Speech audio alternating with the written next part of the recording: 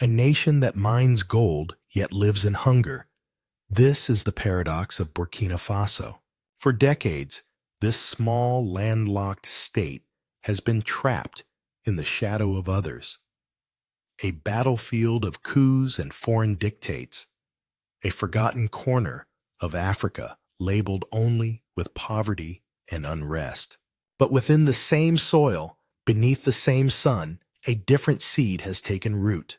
A young captain rose from the ranks of soldiers, carrying not luxury, but calloused hands, not the arrogance of power, but the humility of service.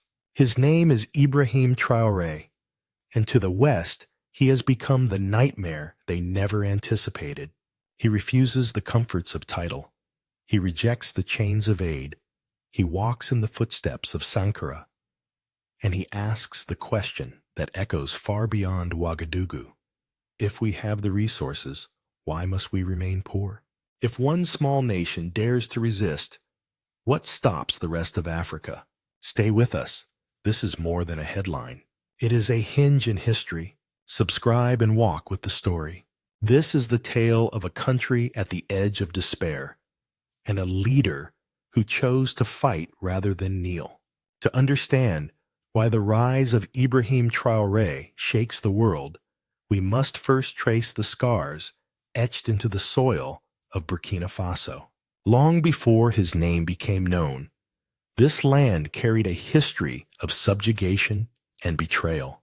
Once called Upper Volta, it was folded into French West Africa in the late 19th century. Gold, cotton, uranium, manganese, zinc. Treasures lay hidden beneath its earth.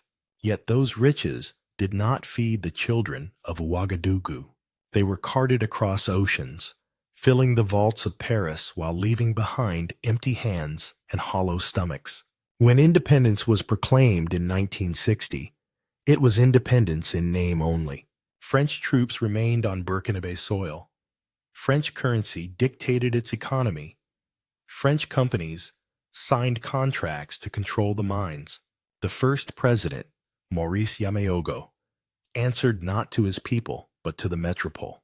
Corruption grew. Repression silenced dissent. And in 1966, the streets erupted in protest. A coup swept Yameogo aside, but the new rulers were no different. Constitutions were suspended, parliaments dissolved, promises broken. Each decade brought another coup, another uniform, another betrayal. By 1980, instability was no longer an exception. It was the rhythm of politics. Leaders came and went like passing storms. Sangoulé Lamizana, Saye Zerbo, Jean-Baptiste Ouedraogo. None dared confront the structures that chained the nation to dependency. Each one, in fear of French reprisal, chose comfort over confrontation. The people, weary and impoverished, found themselves in a cycle of silence and survival. Then, in 1983, a soldier of extraordinary vision took the microphone. His name was Thomas Sankara. He renamed the country Burkina Faso, land of upright people, and insisted that its people stand tall with dignity. He launched mass literacy campaigns, vaccinated millions of children, banned forced marriages and female genital mutilation, and forced ministers to drive humble Renault 5 cars instead of Mercedes limousines.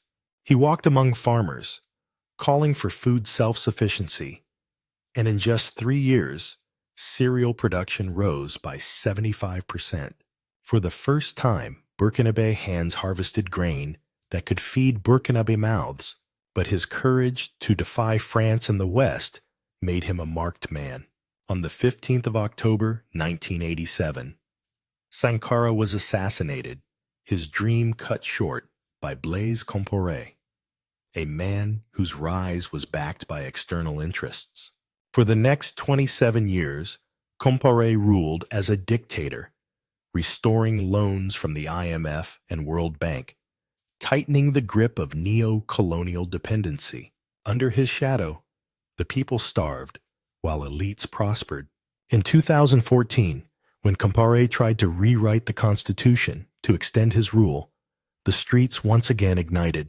Parliament was set ablaze, government buildings stormed, and the long night of dictatorship ended. Yet what followed was not stability. Terrorism, spilling south from the ruins of Libya after the fall of Gaddafi, swept across the Sahel. Burkina Faso, weakened by decades of dependency, became a victim once more. The question hung heavy in the air. Could this nation ever break free from its cycle of coup, foreign dominance, and despair? A new generation was about to answer, but not with words, with action. By the second decade of the 21st century, Burkina Faso was drowning in shadows. After the collapse of Libya in 2011, fighters armed with weapons from Gaddafi's arsenals streamed south across the Sahara. They crossed into Mali, Niger, and Burkina Faso, carving out strongholds in villages and deserts. They called themselves affiliates of Al-Qaeda and the Islamic State. To ordinary Burkinabe families, they were harbingers of fire. From 2015 to 2021, more than 10,000 lives were taken by terrorist attacks. Nearly 2 million people were forced to flee their homes, abandoning ancestral land and livelihoods. Schools were shuttered, farmers deserted their fields, entire regions became silent under jihadist control. By 2021, 40% of Burkina Faso's territory was said to be outside government hands, a map stained with fear. And yet, despite the presence of Western forces on Burkinabe soil, French soldiers stationed for decades, American advisors in the name of counterterrorism, the violence only spread. The soldiers of foreign powers patrolled, but the insurgency multiplied. To many citizens, it became clear. These forces were not here to save them. They were here to stay. Among the young officers fighting on the northern frontiers, frustration grew like wildfire. They faced militants with inadequate weapons, little support, and no clear strategy. Each day, comrades fell. Each night, the government elite enjoyed comfort in the capital, clinking glasses with foreign advisors. The gap between those who bled and those who ruled widened into betrayal. It was in this crucible of anger and sacrifice that Captain Ibrahim Traoré emerged. On the 30th of September, 2022, at only 34 years old, he appeared on national television and declared that the nation's course would change. He refused to be promoted to general, refused to accept the presidential salary, and presented himself not as a ruler, but as a soldier of the people. His message was clear. Terrorism would not be negotiated with. Corruption would not be tolerated, and the wealth of the land would no longer be siphoned away. Within weeks, he launched a campaign to recruit civilian volunteers. 500 men and women trained alongside the army, defending their villages against militants. It was a signal that the defense of Burkina Faso was no longer the monopoly of an elite. It was the duty of the upright people themselves. At the same time, Traoré struck at the privileges of the political class. Lavish perks were cut, ministers stripped of unnecessary luxury. He moved to approve the country's first state-run gold refinery in 2023, ensuring that raw gold would no longer leave the soil unprocessed, but would be refined within national borders. And in 2024, he suspended export permits for gold altogether, a thunderclap that shook the West, for their wealth had long been tied to Burkinabe mines. But the greatest confrontation came when he expelled French troops from the country, ordered the French ambassador to leave, and banned French-backed media outlets. Decades of foreign presence ended in a stroke.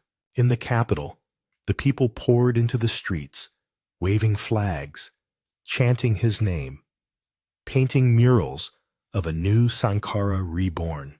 For the first time in years, there was pride in the air. To his supporters, Traoré was more than a soldier. He was the living echo of a legacy interrupted in 1987, the continuation of Sankara's unfinished vision. To his enemies, he was a dangerous rebel, a threat to decades of carefully built influence. But if challenging the West is to stand upright, what price will he be asked to pay? The coup of September 2022 did more than change who sat in the presidential chair. It redrew the contours of society and politics in Burkina Faso.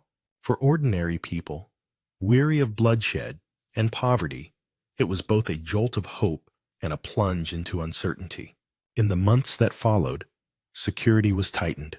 Roadblocks appeared on highways, neighborhood patrols became common, and communities began training to defend themselves. The government encouraged vigilance, calling every citizen a potential guardian of the nation. Though the jihadist threat remained, there was a shift in spirit. No longer resignation, but resistance.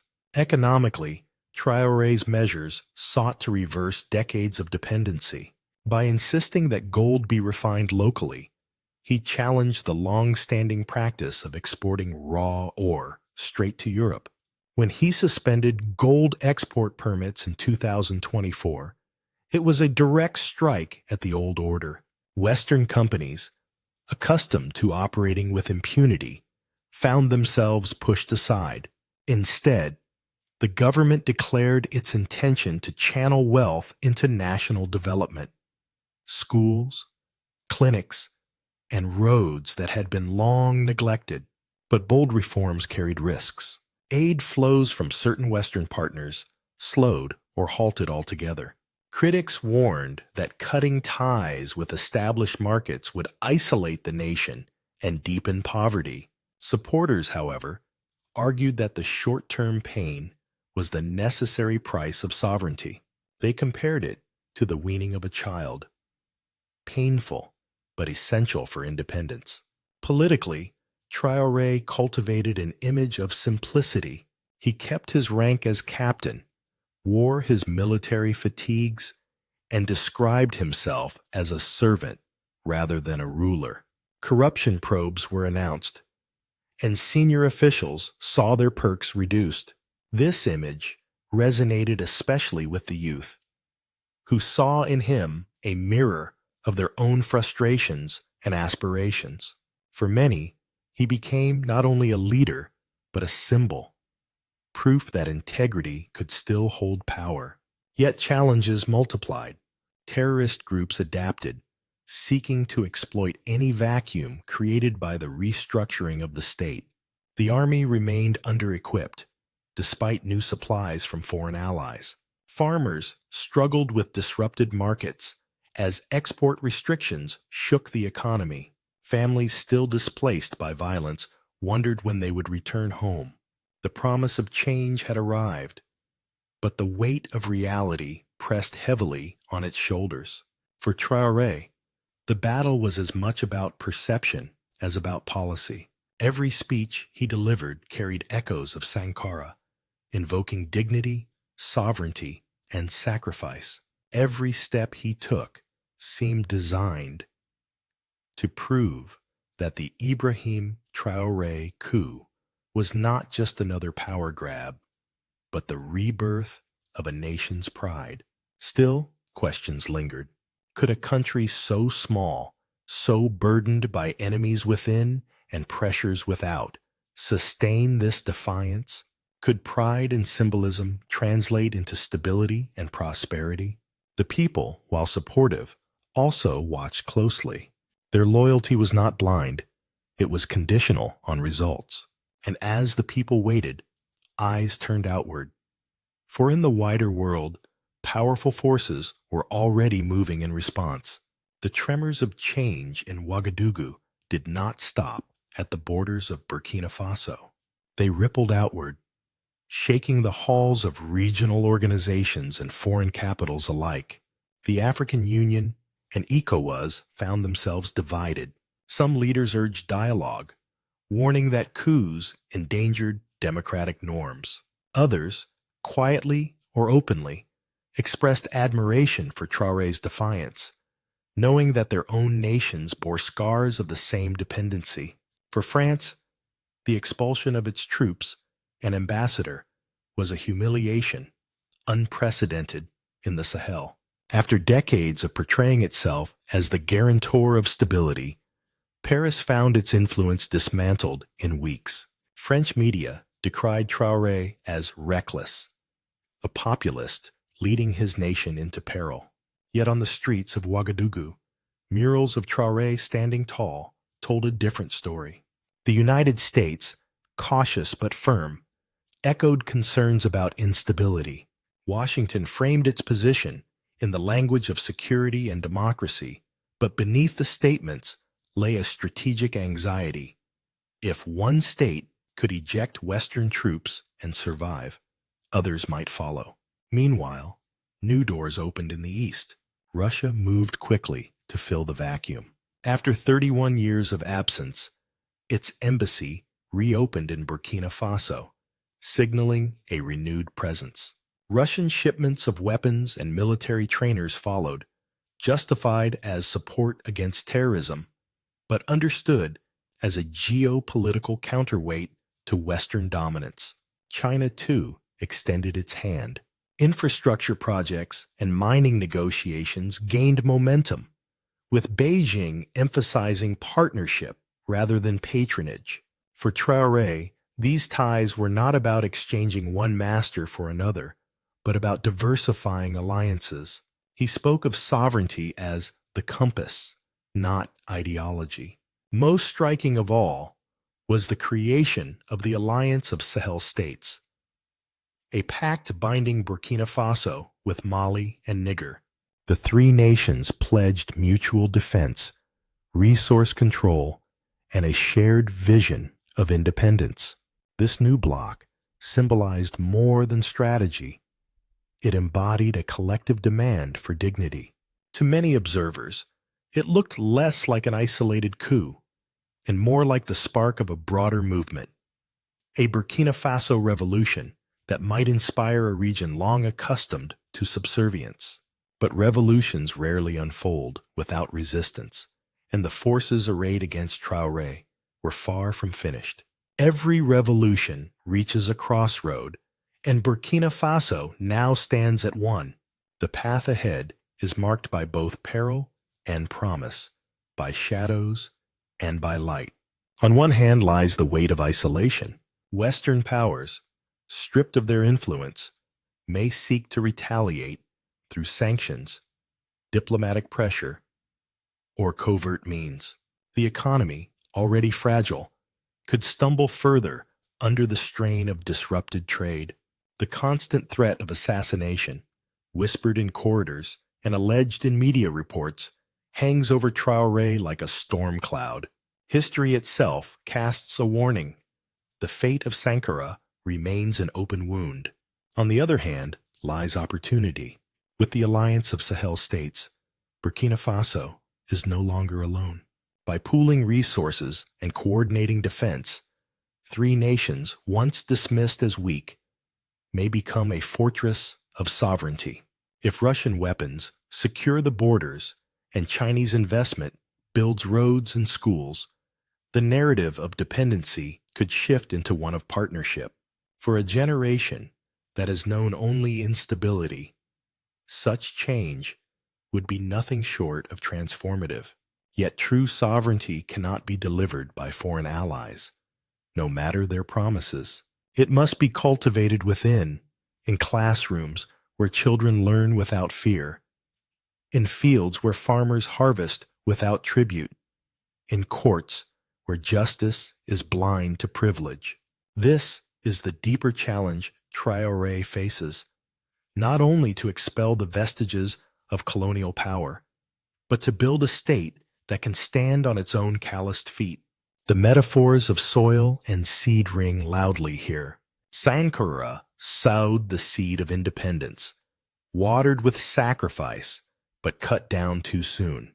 Traore now tends the fragile plant that has emerged from that soil. Will it grow into a tree of sovereignty, casting shade for generations to come? Or will it be uprooted by storms before its roots take hold? The answer will not be written by Traore alone. It will be written by millions of Burkinabe men and women, by their resilience in the face of hardship, and by their willingness to choose dignity over despair. And so, the stage is set. A nation at a fork in history, a leader walking a narrow road, and a continent watching to see whether the harvest will finally arrive.